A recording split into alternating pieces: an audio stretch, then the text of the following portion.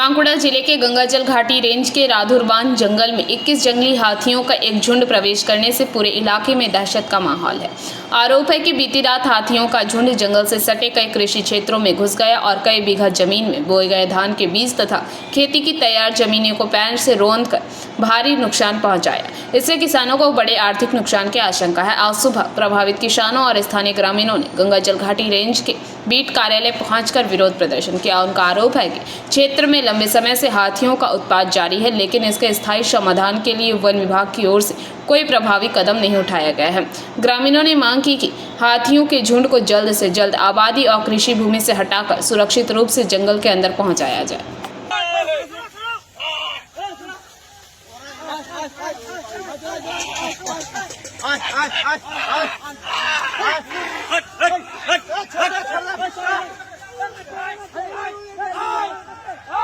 আমি হচ্ছি রাধুরবাদ গ্রামের বন কমিটির সভাপতি। ঠিক আছে, এখন কালকে মোটামুটি আমাদের গ্রামে 21টি হাতি আমাদের বীরবাবু আছেন, উনি এবং ওনার টিম নিয়ে রাধুরবাদ জঙ্গলে যান।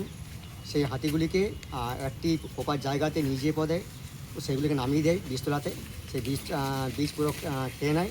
আর কোনো মতেই আর কি যে জমিগুলো চাষ হওয়ার কথা সেগুলি চাষ করা যাবে না। যাতে আমরা বীরবাবুর কাছে এসেছিলাম, বীরবাবু তো উনি আসেননি, ওনাকে সকালে ফোন করেছিলাম, রেঞ্জারকেও ফোন করেছিলাম। রেঞ্জারবাবু বললেন ঠিক আছে আসুন, ওনার সঙ্গে কথা হলো। উনি বললেন যে রাধুরবাদ গ্রাম যাচ্ছেন, উনি পরিদর্শন করবেন, দিয়ে ব্যাপারে জানাবেন। হাতির গতিবিধির উপর কি নজরদারি ঠিকঠাক রয়েছে না বলে মনে হয়? ঠিকঠাক হচ্ছে না। ওনারা মানে ওনাদের মতো কোনো গ্রাম থেকে হাতি নিয়ে এসে পদে রাধুরবাদ গ্রামের জঙ্গলে ওনারা হাতিটা রেখে দিচ্ছেন, তাদের যাতে গ্রামের লোক খুব ক্ষয়ক্ষতি হচ্ছে। কি চাইছেন এখন? চাইছি বীরবাবুর কাছে এবং রেঞ্জারবাবুর কাছে বললাম যাতে আমাদের যে জমিগুলি যে বীজটা নষ্ট হয়েছে যাতে বীজটা ব্যবস্থা করা হয়, তার সুব্যবস্থা করার জন্য। আপনার নাম? আমার নাম আশিস কর্মকার, রাধুরবাদ গ্রামের বন কমিটির সভাপতি। ঢুকে জেলা রাত্রিবেলা তো কি ক্ষয়ক্ষতি করেছে আপনারা? আমার নাম অমর নন্দী, রাধুরবাদ গ্রামের চাষি।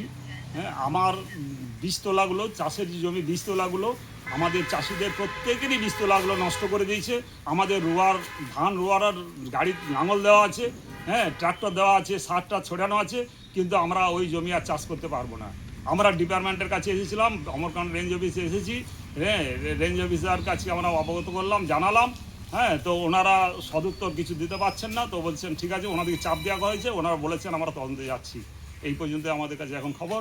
তারপর ওনারা তদন্ত করে দেখো, ডিএফও অফিসেও জানানো হয়েছে, প্রপার চ্যানেলে ডিএফওর মাধ্যমে ডিএফও অফিসেও জানানো হলো। কতটা জমির পরিমাণ আপনাদের? এখন মিনিমাম 60 থেকে 70 বিঘা জমি চাষ হতো, সেই জমিটা চাষ হবে না। মানে কেন হবে না, কি মনে হয়? বীজ না থাকার জন্য হচ্ছে না, কারণ বীজটা আমাদের হাটি রেঞ্জের ঘাটি বিটের বিট অফিসার নিজে ড্রাইভিং করেছেন, উনি দাঁড়িয়ে থেকে বীজগুলো আমাদের খাওয়াই দিয়েছেন। লোক দাঁড়িয়ে থেকে খাওয়াইছে। হাতির গতিবিধির উপর কি নজরদারি থাকছে না ঠিকঠাক? না, মোটেই না। ডিপার্টমেন্ট ও মদ মাংস খাচ্ছে আর ওখানে পড়ে আছে। কি চাইছেন এখন? আমরা চাইছি আমাদের বীজের চারাটা দেখ, আমরা চাষি লোক চাষ করে খাবো। আমরা পয়সা চাই না, আমাদের পয়সা দরকার নেই, আমাদের চারাটা দিলে আমরা চাষ করে খাবো। আপনার নাম? আমার নাম অমর নন্দী। बांकुड़ा से अनुप्राय की रिपोर्ट, पीवीटीवी न्यूज।